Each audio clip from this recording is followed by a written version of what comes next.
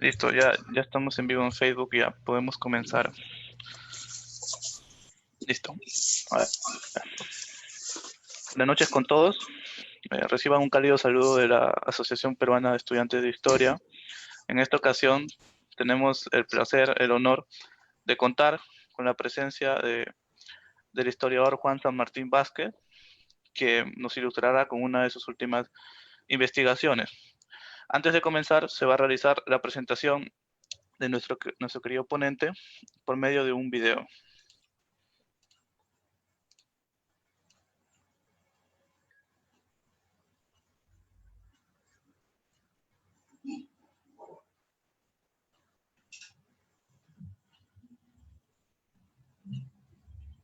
Audio Jungle.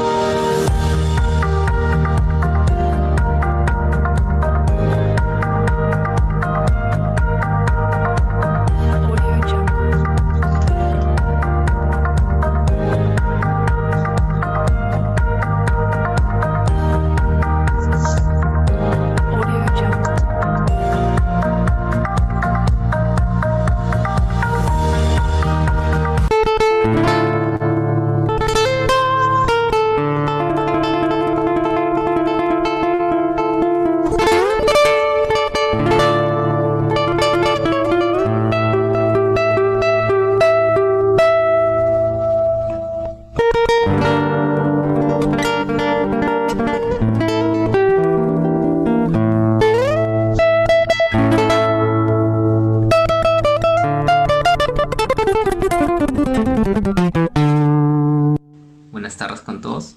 Continuando con el ciclo de conferencias virtuales organizado por la Asociación Peruana de Estudiantes de Historia, APEIS, por COESCO y el Simposio Internacional de Estudiantes de Historias, CIA. Daremos pase al siguiente ponente, Juan San Martín Vázquez, bachiller en Historia y licenciado en Historia por la Universidad Nacional Federico Villarreal. Es egresado de la maestría en la Universidad Nacional Mayor de San Marcos y actualmente se encuentra preparando la tesis de maestría. La influencia de la Corte de Cádiz en la primera generación de políticos liberales de la República Peruana en 1821 y 1826. Es miembro de número del Centro de Estudios Militares del Perú y actualmente es director de la revista de Historia y Cultura Tiempos. Ha publicado artículos en revistas y libros, siendo los más destacados Andrés Avelino Cáceres Dorregaray, Biografía histórica de un héroe peruano, Huamanga, 1836, Ancón, 1923, y El discurso político de los diputados suplentes del Perú en las Cortes de Cádiz. Ahora daremos pase al ponente Juan San Martín Vázquez. Adelante.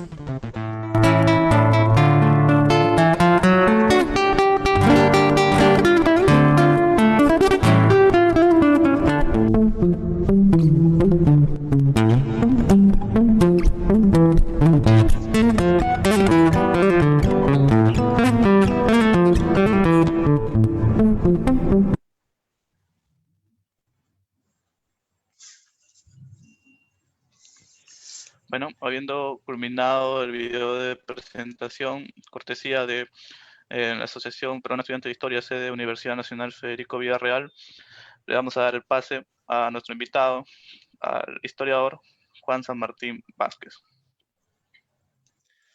Buenas noches, amigos, colegas historiadores. Es un gusto estar ante ustedes por este medio virtual para hablar un poco de la historia peruana. Y en este caso, como ya se había mencionado, voy a dar una exposición sobre José de la Ribagüero y Sánchez Boquete, primer presidente del Perú. Un caso de autoritarismo y nacionalismo en el proceso de la independencia del Perú. Tendríamos que decir entonces que José de la Ribagüero y Sánchez Boquete era hijo de nobles españoles, nació en Lima, siendo muy joven, fue enviado a España a seguir estudios, y el deseo de sus padres era que él siguiera la carrera militar, ¿no? pero ni bien acabó sus estudios, digamos, escolares, él decidió un tiempo conocer las letras y las ciencias de otros países, ¿no? Viajó por Europa, Francia, Inglaterra, y luego, cuando regresa a Madrid, se encuentra con la crisis política que originó la invasión napoleónica en la península ibérica. Participa en algunos encuentros militares, ¿no? Él había tenido un poco de tiempo en el ejército, adquirió algo de conocimiento sobre el manejo de armas, ¿no? Aunque no siguió la carrera completa, ¿no? El asunto es de que Ribagüero pronto deja España y decide regresar a América, ¿no? Él, cuando viajó por Francia, Inglaterra, tuvo contacto con las logias de ese tiempo y pudo entrar en contacto con muchos personajes que tenían en mente lograr la emancipación de los países de América, ¿no? Entonces regresa Ribagüero, llega a Buenos Aires, estamos hablando ya del año 1809, y Ribagüero es visto como un tipo peligroso por las autoridades coloniales, ¿no? Es perseguido en Uruguay, en Buenos Aires, y él logra escabullirse de la vigilancia colonial y llega después de un largo viaje al Perú, ¿no? Gobernaba en esa época el virrey Abascal, ¿no? Y con la ayuda de un amigo, de un familiar, mejor dicho, Juan María Gálvez, él consigue un empleo en el Tribunal Mayor de Cuentas, acá en Lima, ¿no? Y él empieza, pues, por motivo de su trabajo, obviamente, a tener contacto con comerciantes criollos y personajes muy adinerados de la aristocracia limeña, ¿no? De los criollos limeños, ¿no?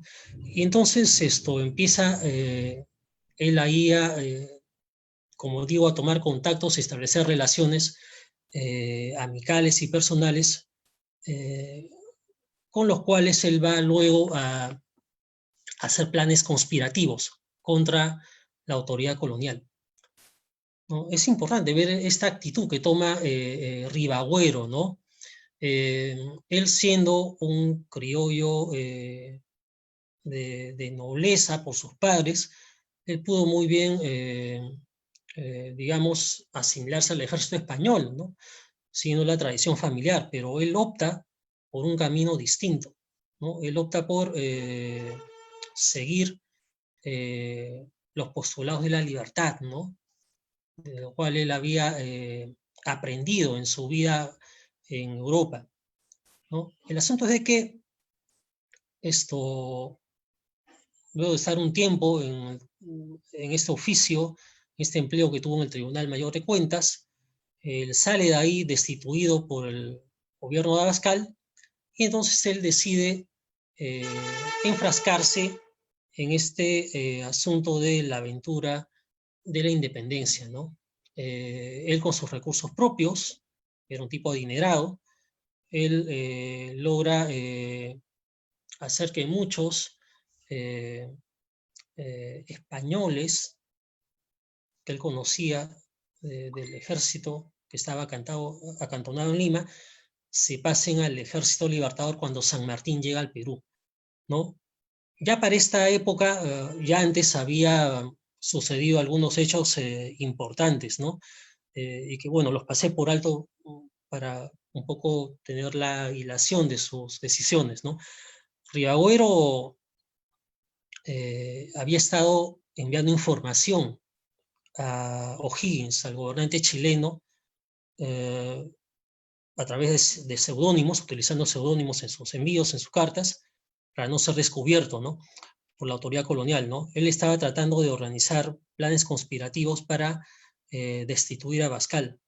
En 1816, él escribe el folleto Manifestación Histórica y Política de la Revolución de América, ¿no? Conocido popularmente como este panfleto titulado De las 28 causas, ¿no? Que bueno, los historiadores conocemos muy bien, ¿no? Y ahí él justamente plantea el tema de la independencia, ¿no?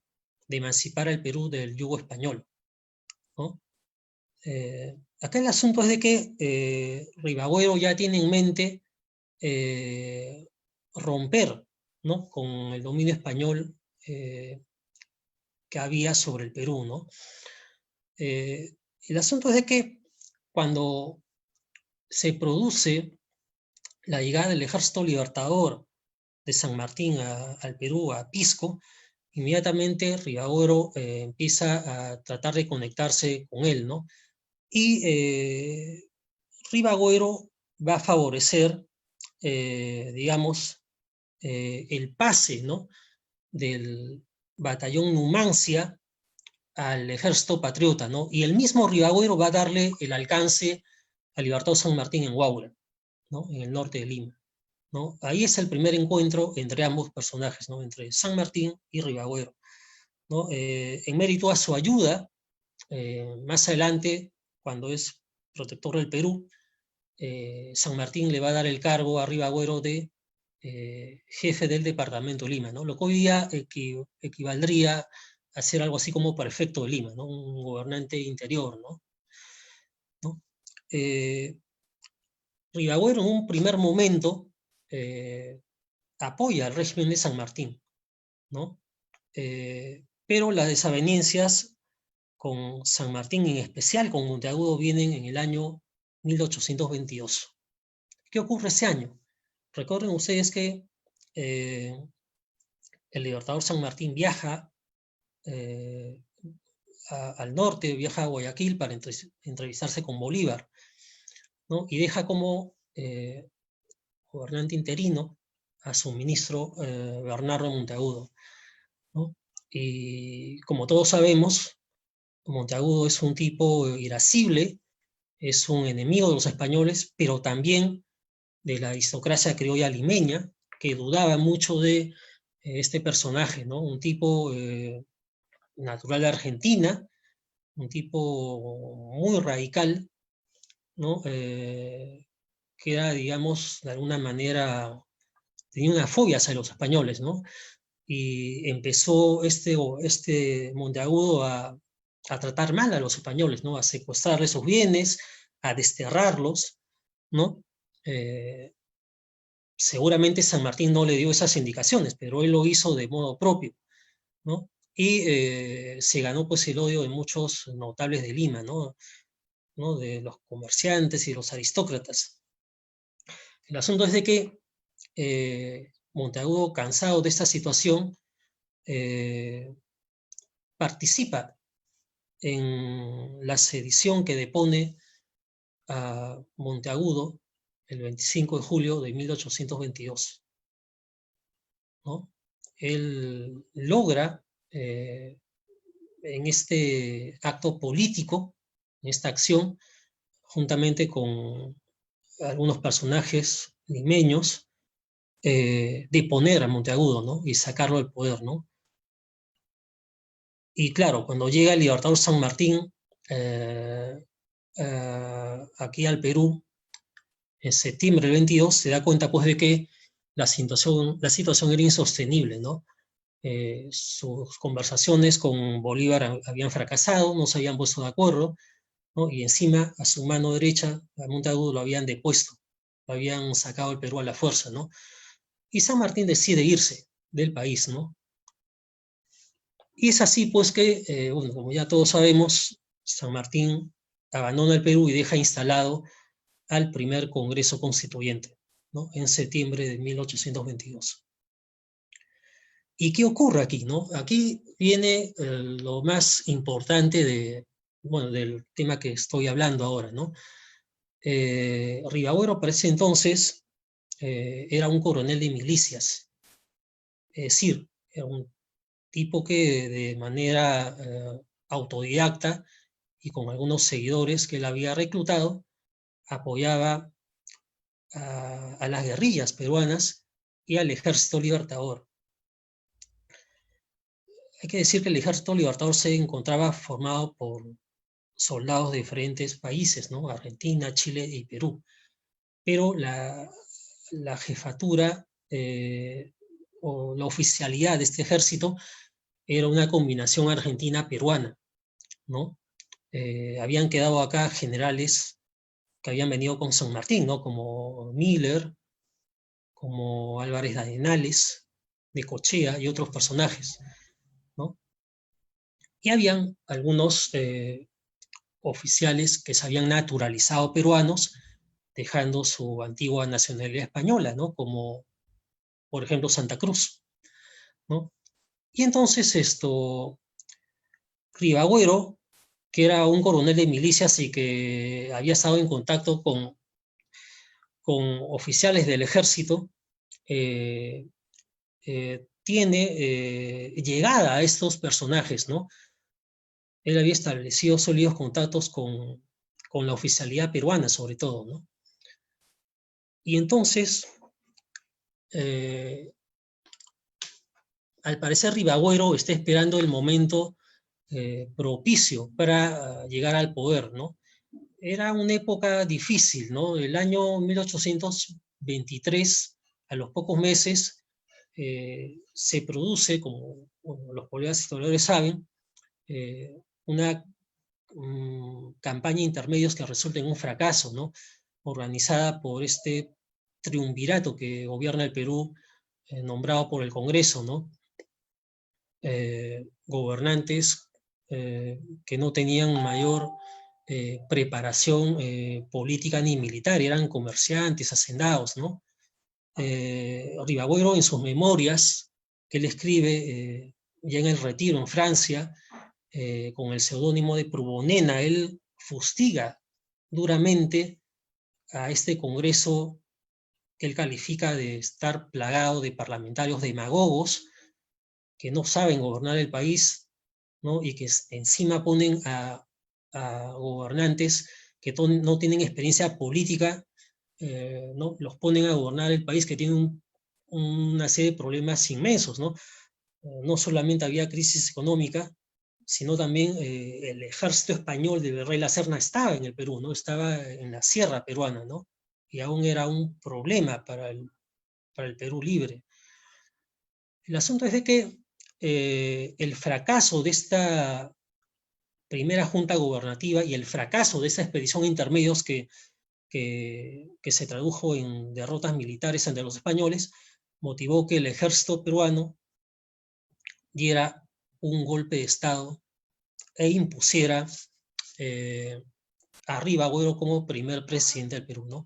Acá los historiadores tienen muchos puntos de vista sobre esto, ¿no? Pero habría que decir una cosa que es importante, ¿no? Inclusive,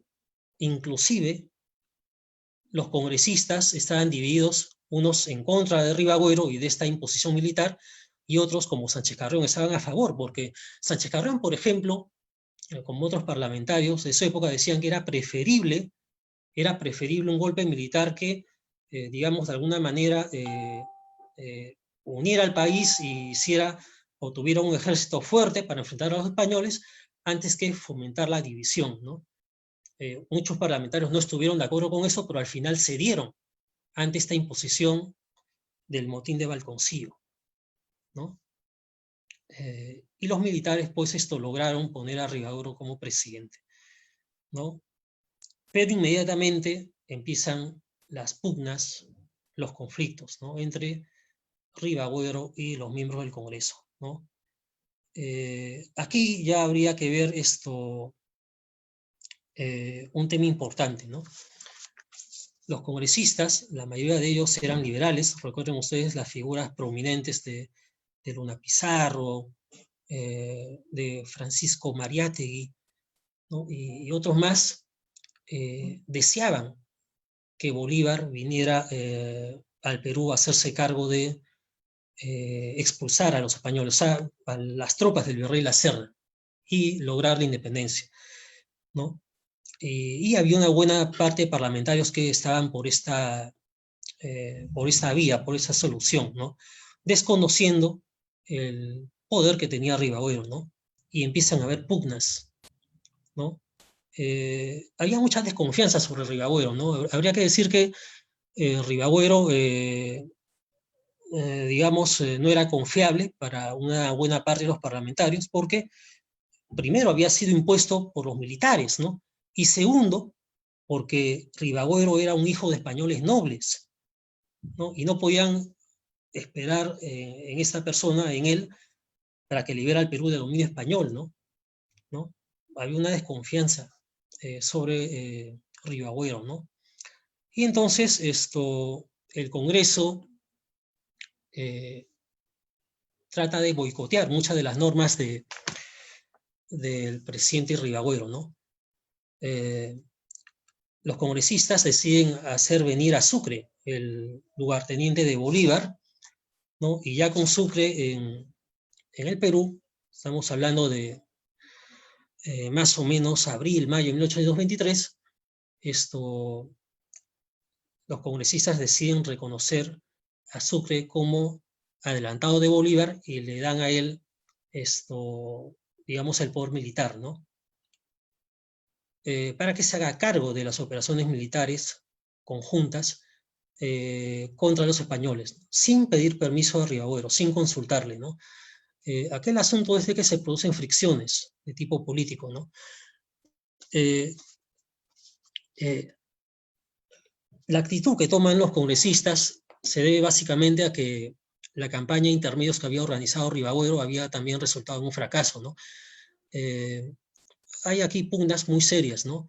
Desde un primer momento se ve que las tropas gran colombianas venidas con Sucre querían imponer, digamos, algún tipo de requerimientos y posiciones sobre la oficialidad peruana, ¿no?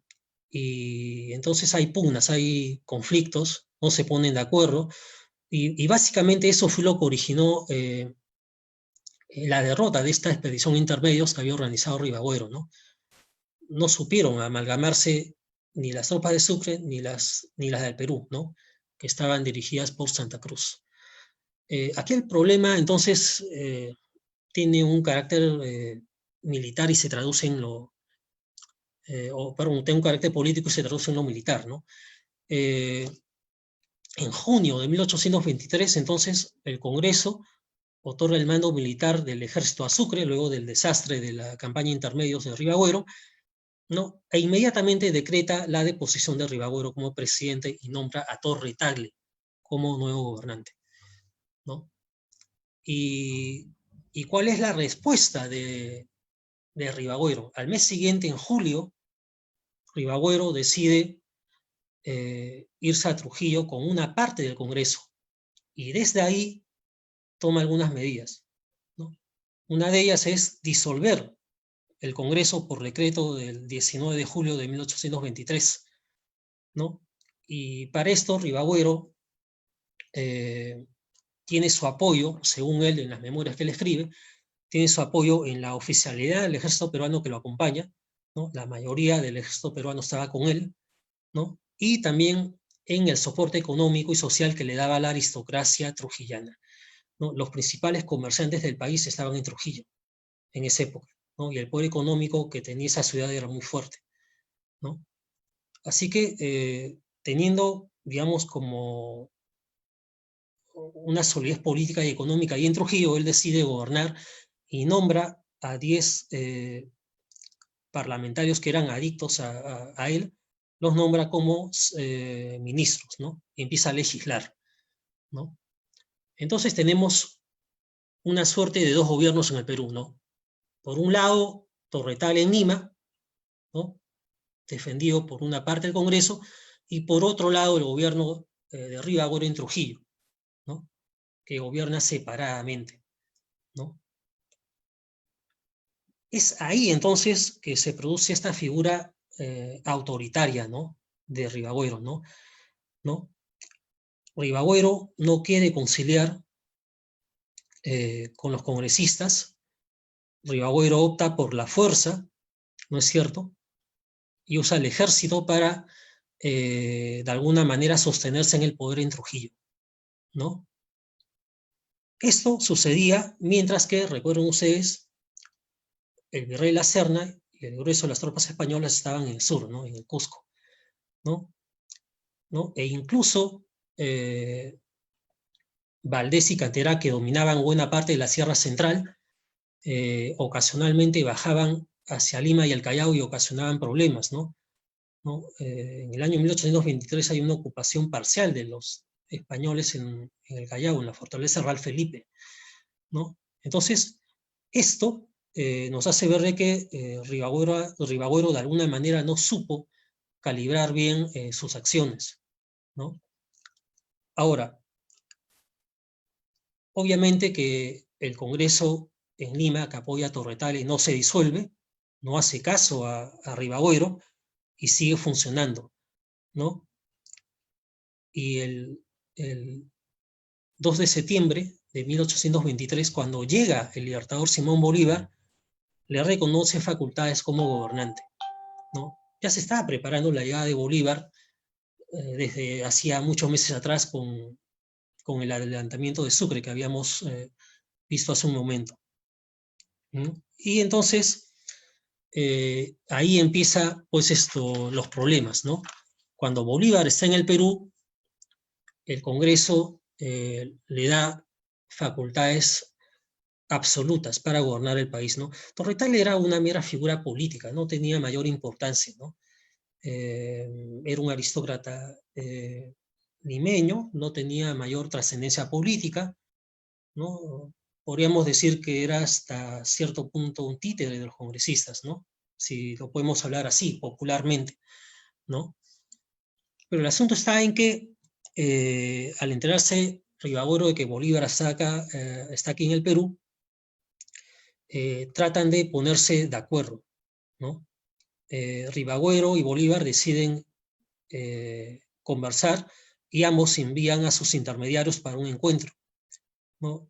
Y como resultado de este encuentro de negociación política entre los emisarios de Ribagüero por un lado y los de Bolívar por otro, hay un diálogo bastante áspero, ¿no? Ribagüero, por ejemplo, demanda, y esto lo cita el bisnieto de Ribagüero, el historiador Ribagüero Yosma, ¿no? En la página 508 de su tesis La historia en el Perú, ¿no? Ribagüero cita, ¿no?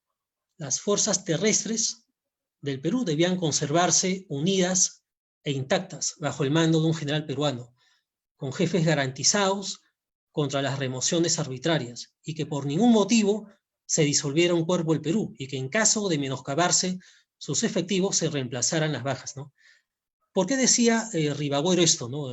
Ribagüero y Sánchez Boquete? Porque él sabía muy bien que al integrarse el ejército peruano al ejército de Bolívar, al ejército gran colombiano que tenía más fuerza y más pertrechos militares, Bolívar iba a tratar de subordinar a las tropas peruanas a su mando, ¿no? Y como el jefe sería Bolívar, podría hacer que la oficialidad peruana pase a estar subordinada a los generales colombianos, ¿no? Como García Camba y otros, ¿no? Eso es algo que Ribagüero no estaba en posición de aceptar, ¿no? Y fue muy, digamos, fuerte en ese aspecto, ¿no? Ribagüero pone condiciones para que el ejército peruano se integre al combinado libertador colombiano, haciendo respetar la jerarquía de la oficialidad peruana y la conformación del ejército en cada una de sus partes, ¿no? Y a esto es lo que yo llamo el nacionalismo de Ribagüero, ¿no? Él no está dispuesto de ninguna manera a aceptar que los oficiales del ejército peruano sean maltratados por Bolívar ni por sus generales, ¿no? Él era consciente que eso podría pasar si es que el ejército peruano se integraba al colombiano para hacer una fuerza unida, ¿no? El mismo Ribagüero, incluso en una de las cartas que le había enviado a Bolívar, decía que estaba dispuesto a renunciar a la presidencia y dejar el Perú siempre y cuando el Congreso se disuelva y nombren a otro, ¿no? Se elija otro Congreso. Pero obviamente que Bolívar no estaba dispuesto a aceptar eso, ¿no? Porque la elección de un nuevo Congreso haría que él pudiera perder las condiciones de poder político absoluto que le había dado el Congreso de Lima, ¿no? Entonces, en resumidas cuentas, no hubo ningún acuerdo, no se pusieron de acuerdo ni los emisarios de Rivadavia con los de Bolívar, ¿no? Y entonces continuó la anarquía, ¿no? ¿Y qué es lo que pasó al final, no? Ya para estos momentos en que se producen estos encuentros entre los emisarios de Rivadavia y Bolívar, Rivadavia había cometido el error de tratar de negociar la independencia del Perú con el virrey La Serna, a escondidas, ¿no? En forma secreta él había enviado cartas al virrey La Serna para ponerse de acuerdo con él y lograr una paz, bajo el reconocimiento de la independencia del Perú por parte del virrey La Serna, y formar una monarquía constitucional autónoma, cuyo rey sería un príncipe español, ¿no? Esto abiertamente fue un grave error de Rivadavia. Los historiadores, bueno, en su mayoría, los que hemos investigado a Rivadavia, creemos que fue una actitud demasiado riesgosa, que no fue buena la forma de actuar de Rivadavia. Eso ponía en serio riesgo la libertad del Perú y la lucha contra las tropas españolas, ¿no? Y claro, cuando Bolívar descubre que Rivadavia se está poniendo de acuerdo con La Serna, él decide tomar las precauciones del caso, convence al coronel Antonio Gutiérrez de la Fuente, que era parte de la oficialidad peruana, del ejército peruano que estaba con Rivadavia, para que se dé cuenta quién era Rivadavia, ¿no? Y qué es lo que estaba haciendo a sus espaldas, ¿no? Y Gutiérrez de la Fuente es convencido por Bolívar para que en una rápida intervención militar arreste a Rivadavia, ¿no? Y eso ocurre poco después, ¿no? Estamos hablando más o menos del noviembre, ¿no? De 1823, ¿no? En noviembre de 1823, Rivadavia fue depuesto y arrestado en una rápida intervención militar por Gutiérrez de la Fuente, ¿no? Es capturado y es enviado a Guayaquil, ¿no? Y luego es desterrado de Europa, ¿no? Entonces vean ustedes, ¿no? Rivadavia es un personaje importante en la historia peruana porque, más allá de haber sido el primer presidente del Perú impuesto por los militares, él trató por todos los medios de hacer un gobierno fuerte, un ejecutivo fuerte, ¿no?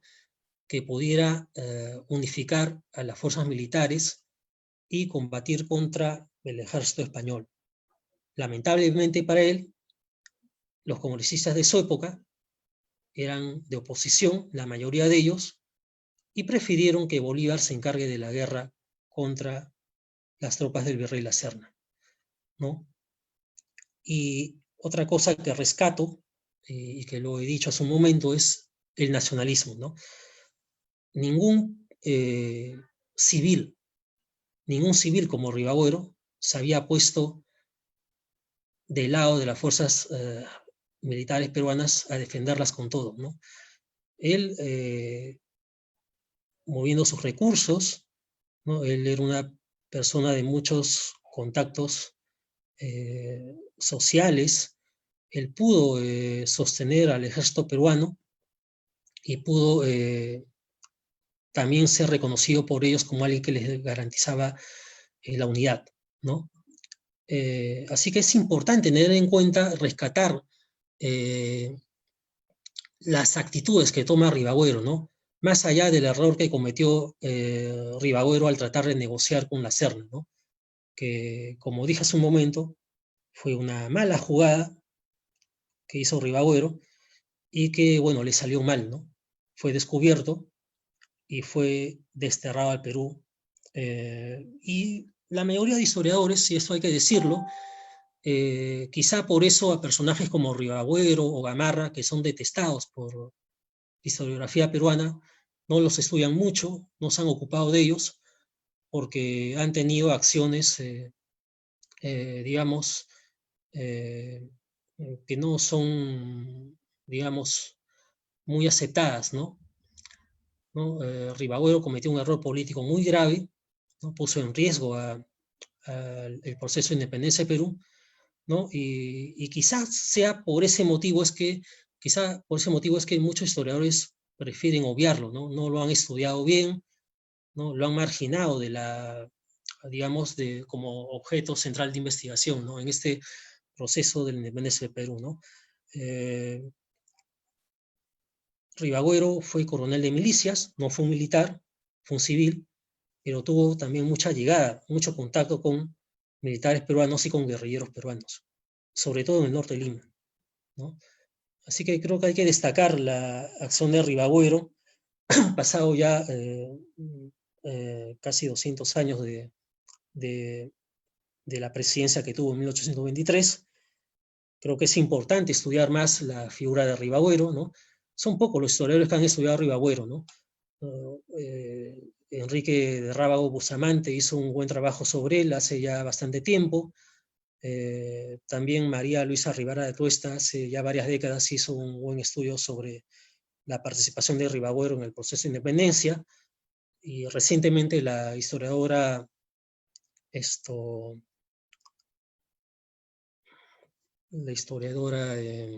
se me ve el nombre. Sí, bueno, hay una historiadora de la Universidad de Piura que ha estudiado a Ribagüero y ha hecho una biografía muy buena, ¿no? Pero faltan estudios. Faltan estudios sobre la figura de Ribagüero y su papel en la independencia de Perú.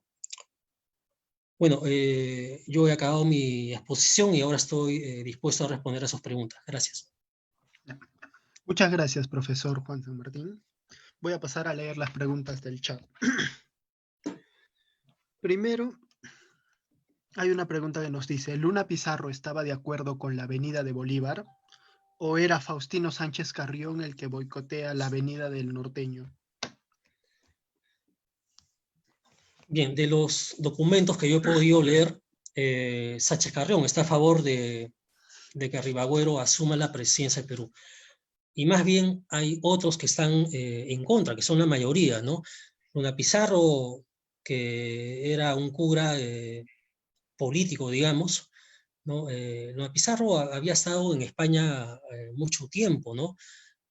Con el obispo Chávez de la Rosa, él había incluso participado en las Cortes de Cádiz como una especie de veedor, ¿no? Y políticamente era un tipo muy hábil, ¿no? Es un liberal, es un demócrata, y él estaba contra cualquier tipo de autoritarismos como el que imprimió Ribagüero, ¿no? Lo mismo que otros personajes como Francisco Javier Mariátegui, ¿no? Y otros más, ¿no? Fueron pocos los congresistas que aceptaron de buena gana la imposición de Ribagüero en el motín de Balconcillo. Perfecto, profesor. Muchas gracias. Siguiente pregunta. ¿La derrota de los puertos intermedios es por la incongruencia con Sucre o entre Gamarra y Santa Cruz, ya que Sucre no estaba dirigiendo? Bien, Ribagüero organiza una expedición intermedios, envía a Santa Cruz, al sur.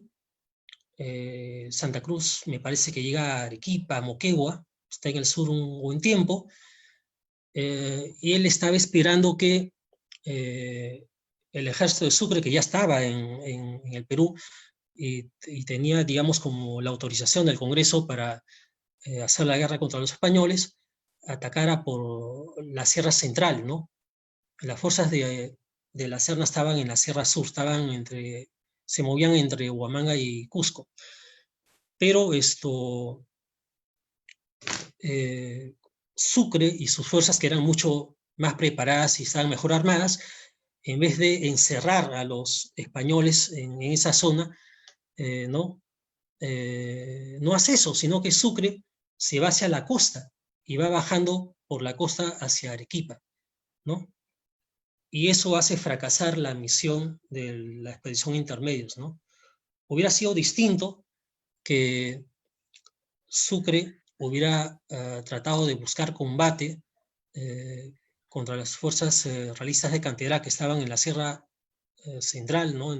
Se movían entre Huamanga, Huancavelica, Junín, y las hubiera podido derrotar, ¿no? Y luego, seguramente Santa Cruz, avisado de esas operaciones, podría haber dado el alcance después, ¿no? Pero se alteró el plan inicial de la estrategia de lucha contra los españoles y la misión fracasó, ¿no? De hecho que hubo allí conflictos internos, ¿no? Entre la oficialidad peruana. Seguramente muchos de ellos no quisieron tampoco entrar en unión con las fuerzas de Sucre, ¿no? Y eso hizo que fracasara la expedición Intermedios. Ya. Siguiente pregunta.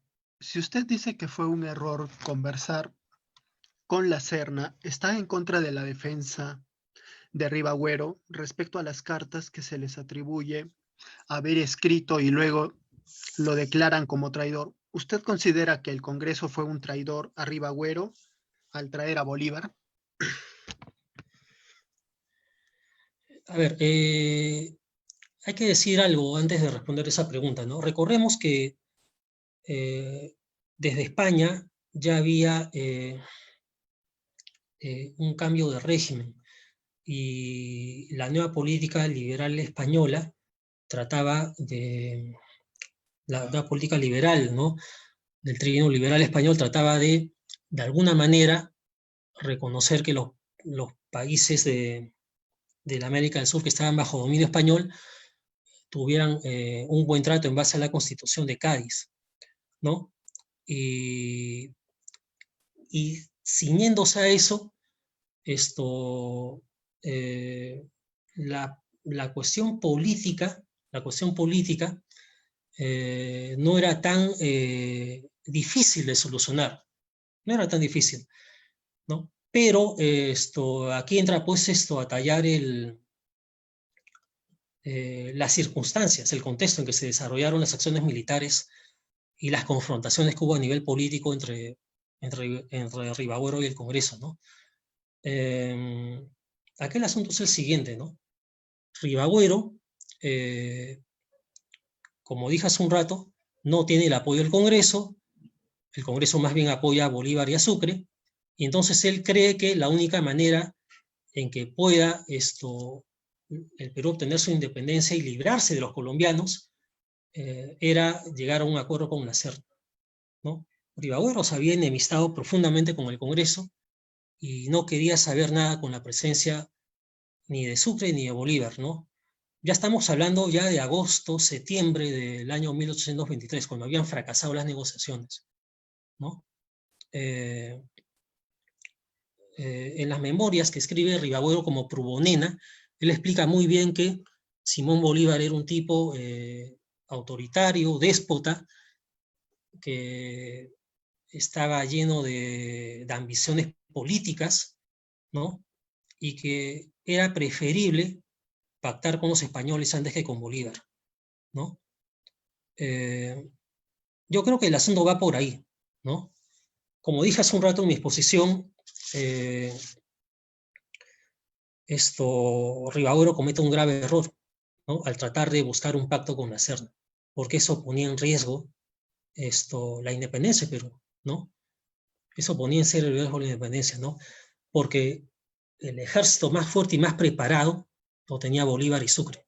Tenían las mejores fuerzas en número y en armamento, y ellos podían acabar con los españoles. Ribagüero solo no iba a poder hacerlo, ¿no?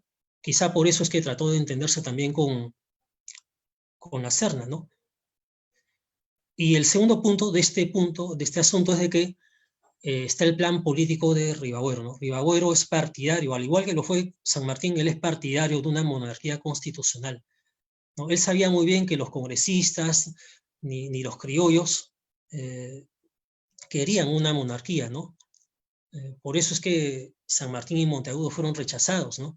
Entonces, yo pienso que Ribagüero, al ver que sus ideas políticas de formar una monarquía constitucional no iban a ser aceptadas por nadie, él prefería entablar una negociación con la Serna para hacer posible este plan, ¿no?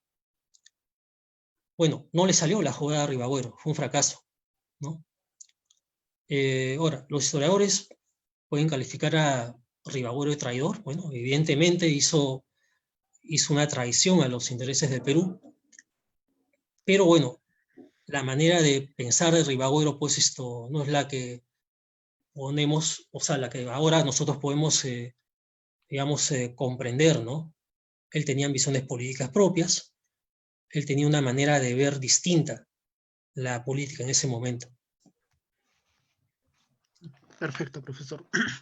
Siguiente pregunta. ¿Qué relación tenía Ribagüero con García Mancebo? ¿Y qué relación tenía Ribagüero con la masonería? Ya, respecto a la primera interrogante, no estoy en condiciones de resolver la pregunta, no estoy muy enterado. No sé, de repente se refiere al colombiano García Camba, yo no conozco a ningún García Mancebo, pero en todo caso sí, en cuanto a la segunda pregunta, en efecto, ¿no? Ribagüero sí tuvo contacto con las logias masónicas.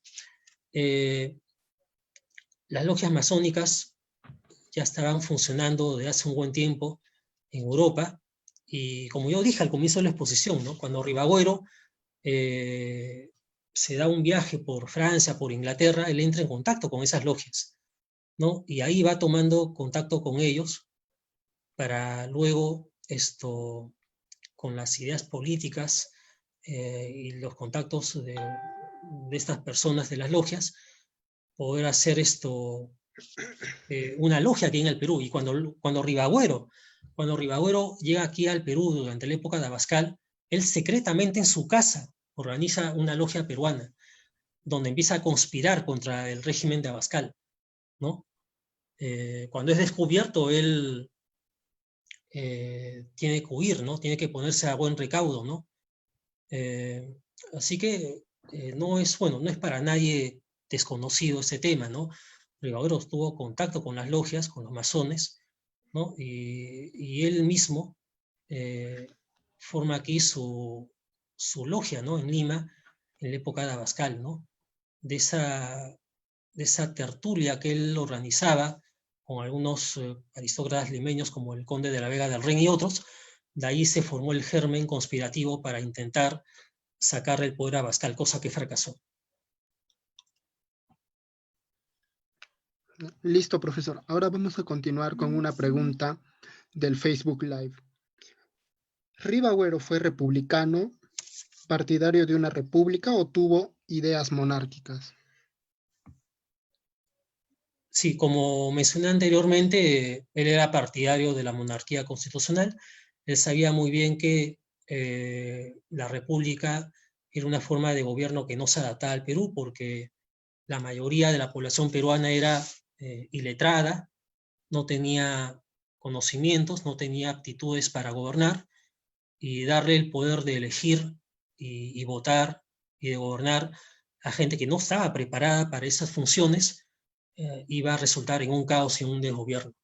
Él más bien pensaba que una élite de nobles y aristócratas debía gobernar el país bajo la forma de una monarquía constitucional, ¿no?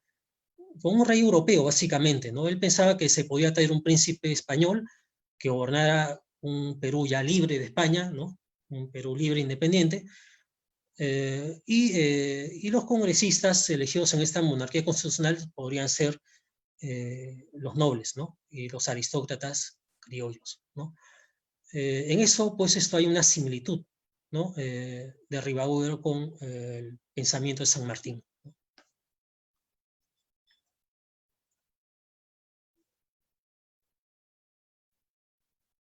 Ya, profesor.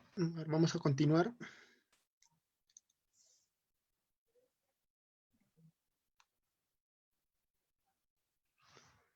Tenemos una de Jorge. ¿Cuál es el tipo de relación entre Lamar, quien era la cabeza de la Junta de Gobierno de 1822, con Ribagüero?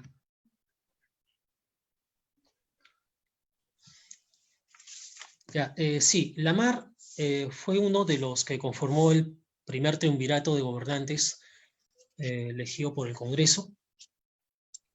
Lamar, Salazar y otro más que se me escape el nombre, eran tres. Pero en las memorias que él escribe como Prubonena, Ribagüero fustiga y critica duramente a estos tres personajes, ¿no? Como dije hace un rato, les achaca el hecho de que, en el caso de Lamar, por ejemplo, había nacido en Cuenca, en Ecuador, él no lo consideraba peruano, era un tipo que además era un militar y no tenía no tenía las condiciones políticas de mando como para gobernar el país, ¿no? Y los otros dos también eran comerciantes, ¿no? Él critica duramente a este primer triunvirato y los descalifica para gobernar el país, ¿no? ¿No? Y que era necesario que el ejército promoviera la unidad del Perú y que con un gobierno autoritario se podría, digamos, acabar con las divisiones y encauzar por buen camino la guerra contra el virrey La Serna.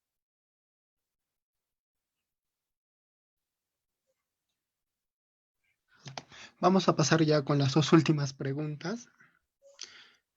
¿Cuáles considera que fueron los fundamentos para absolver a Ribagüero del delito de usurpación? ¿Me repites la pregunta, por favor? Ya. ¿Cuáles considera que fueron los fundamentos para absolver a Ribagüero del delito de usurpación? Ya. A ver, bueno, en realidad no se podía absolver a Ribagüero de eso, ¿no? Ribagüero cuando lo imponen como presidente a través del motín del Balconcillo, él lo que está haciendo es seguir un plan previamente preparado con los militares peruanos, ¿no?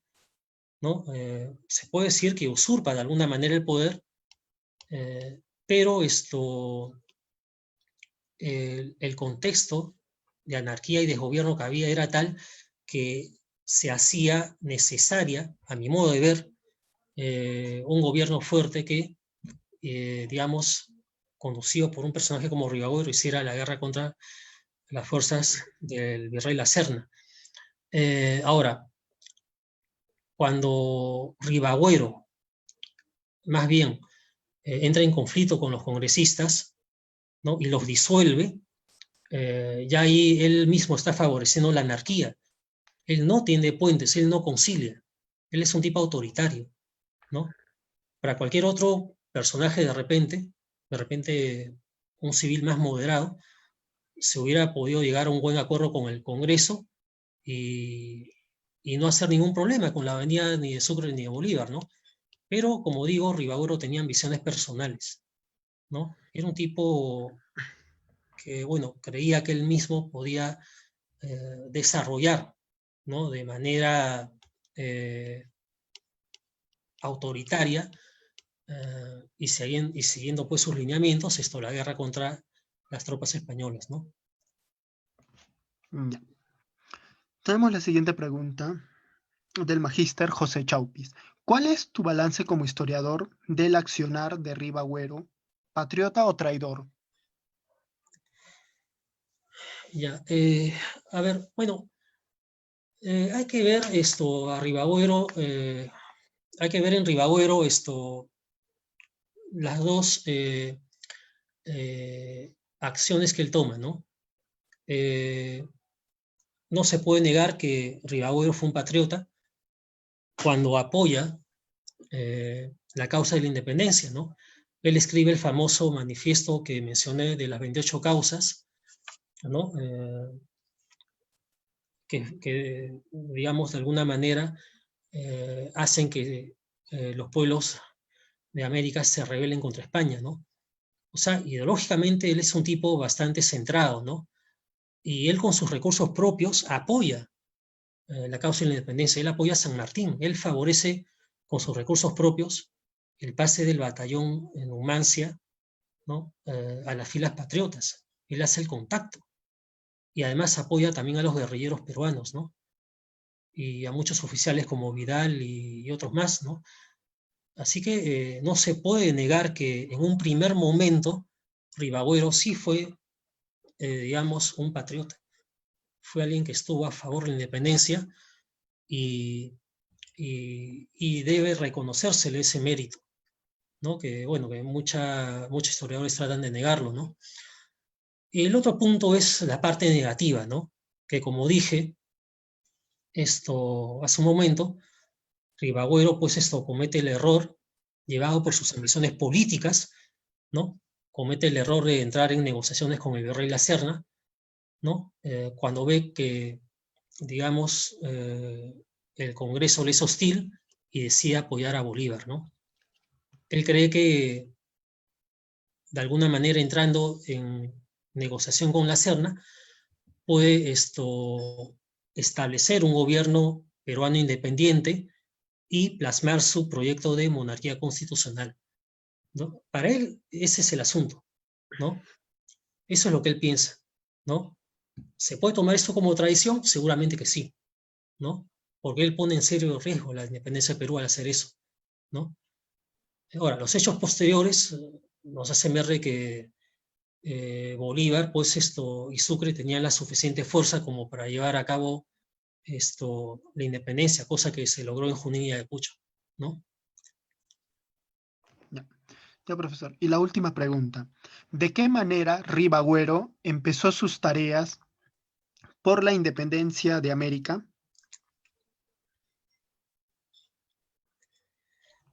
¿Me repites la pregunta, por favor? Ya. ¿De qué manera Ribagüero empezó sus tareas por la independencia de América?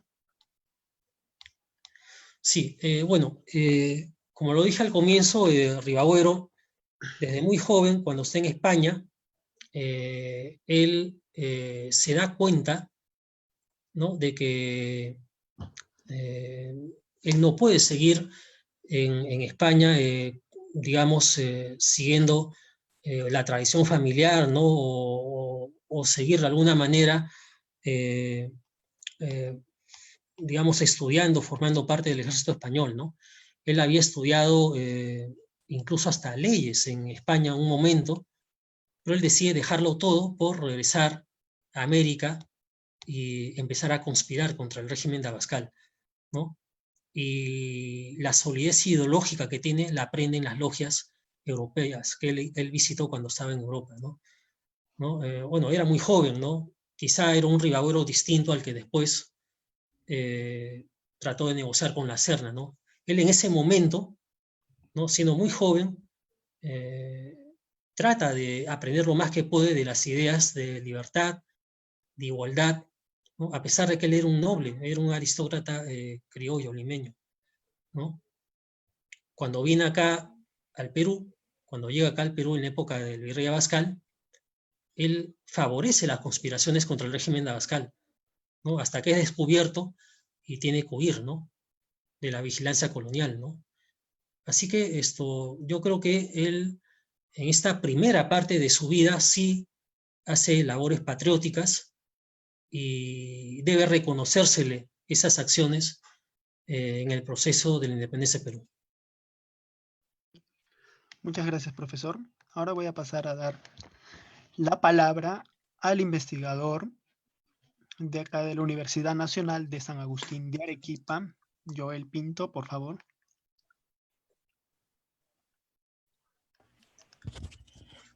Hola, hola. Sí, se me escucha. Sí, Buenas noches con todos. Buenas noches también al grupo de estudiantes de historia, a PEIS, ¿no?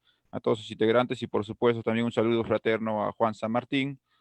Bueno, mis palabras más están dirigidas porque, bueno, este es un personaje muy polémico y por supuesto también eh, eh, quizás un poco imitamos a la colectividad también para poder investigar justamente a Ribagüero en varios aspectos que quizás de alguna u otra manera este personaje todavía creo no ha sido descubierto en su total magnitud, ¿no? Claro, nosotros lo poco que conocemos de Ribagüero en realidad, después de conocer un poco la colección documental de la independencia del Perú, el tomo 16, ¿no? Asimismo también el gran libro también que tenemos de Enrique de Rábago y Bustamante, ¿no? Después, bueno, han estado saliendo algunos libros más, ¿no? En el caso de la historiadora Elizabeth Hernández García, por ahí también había leído justamente el aporte de la independencia controlada de Gustavo Montoya, ¿no? Entonces, asimismo, bueno, y de este humilde servidor también que, bueno, el año pasado estaba haciendo justamente el trabajo sobre el Ribagüero también, ¿no? Entonces, quizás un poco con algunas ideas que tienen que ver en relación a Ribagüero, un poco quizás en el sentido de que si es patriota, si ha traicionado la causa, ¿no? Y entonces, lamentablemente, en la vida azarosa de Ribagüero, seguramente vamos a encontrar más cosas de él, yo creo. Vamos a escarbar más también, por supuesto, y creo que no ha quedado ahí, ¿no? Entonces, mi comentario va en el sentido de que sigamos investigando a Ribagüero, yo creo que vamos a encontrar más cosas. Lo que por ahí leía, por ejemplo, del aporte de Gustavo Montoya, ¿no? Del partido que había formado o intentado formar Ribagüero en los Andes, ¿no? Entonces, quizás por ahí también iba la pregunta en relación al personaje de García Mancebo. Si quería conocer algo más, bueno, yo sé que todavía está en construcción este personaje, yo sé que todavía podemos saber más de él todavía a plenitud, porque bueno, todavía las fuentes del todo no están claras, ¿no? Asimismo, bueno, agradezco también a todos, ¿no? Por su presencia y bueno, ese ha sido mi pequeño comentario y por supuesto a seguir bregando por este camino de Clio. Muchas gracias. Muchas gracias, Joel.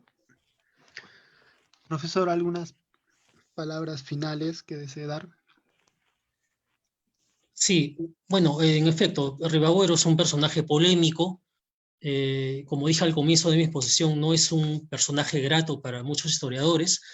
Lamentablemente, muchos historiadores no quieren investigar a Ribagüero o a otros personajes que son controvertidos, ¿no? Como Gamarra o Peset, ¿no? Por citar algunos que fueron presidentes, ¿no? Porque o no hicieron un buen gobierno o tuvieron decisiones que eran conflictivas, ¿no? Pero los historiadores debemos investigar justamente estos personajes de nuestra historia porque son muy ricos en su manera de pensar, en su conducta política, y no se les debe marginar, ¿no? Porque sean traidores o porque hayan tenido deslices, ¿no? El deber de un historiador es investigar la historia del Perú, de ir a los archivos, ver los documentos, investigar con fuentes de primera mano, ¿no? Y tratar de rescatar los hechos más importantes que hizo en vida determinados personajes de nuestra historia, ¿no? Como en el caso de Ribagüero, los estudios de Enrique de Rábago, de María Luisa Rivera de Tuesta, de la historiadora Elizabeth Hernández García, como mencionó Joel, ¿no? Que él también ha hecho un buen trabajo sobre Ribagüero en su tesis, ¿no? Pero aún falta más, aún falta investigar más sobre Ribagüero. Yo he empezado haciendo un pequeño trabajo sobre Ribagüero que he publicado en la revista Desde el Sur, de la Universidad Científica del Sur, y voy a seguir investigando más sobre ese personaje porque hay mucha documentación, muchas cartas, están las memorias de Ribagüero, ¿no? Y los animo a que ustedes también, colegas, investiguen más sobre este importante personaje de nuestra historia. Gracias. Muchas gracias a usted, profesor, por esta conferencia, por sus palabras. Desde la Asociación Peruana de Estudiantes de Historia, APEIS, desde el COESCO y desde el CIE de Arequipa, le agradecemos su presencia por esta conferencia que nos ha brindado. Muchas gracias, profesor. Gracias, Cristian. Muchas gracias, Daniel. Gracias a todos. No tiene de qué, profesor. Y bueno, con nosotros ya esto sería todo, profesor. A todos los asistentes, muchas gracias. Hasta la Y bueno, próxima. hasta la próxima, profesor. Hasta la próxima con todos.